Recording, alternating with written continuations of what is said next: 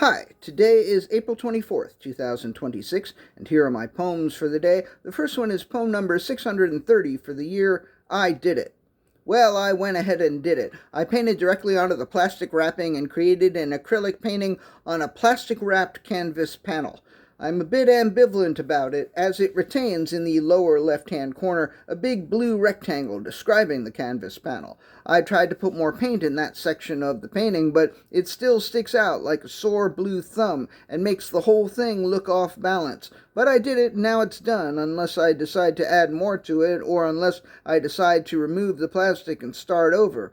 I think I'll keep it around for at least a few days and see if it bothers me as much as I think it might, or whether it amuses me as much as I think it might. All it needs is a vaguely perverse or pornographic title, something like, I may never take this prophylactic off. Yeah, I think that works. Poem number 631, The Dogs Like Snow. The dogs drifted slowly down from the sky, peppering and salting the mountain, because some of the dogs were black and some of the dogs were white. The children ran up the mountain at first dogfall, hoping to get a good snowball fight going. But when they got there, they found they couldn't pack the dogs into snowballs because the dogs weren't snow. The dogs were like snow, but they weren't snow. Poem number 632, Sour Milk.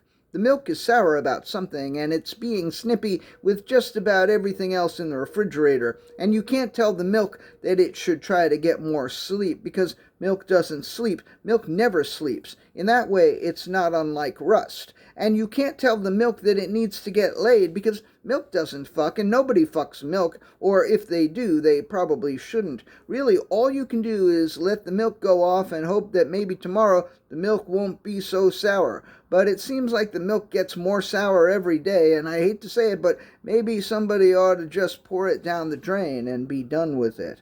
Poem number 633, Cello Suite. There I was, minding my own business, watching The Mandalorian on my not-big-enough television, when one of Bach's cello suites waltzed into my apartment, which was odd, because it wasn't a waltz, it was definitely in 4/4.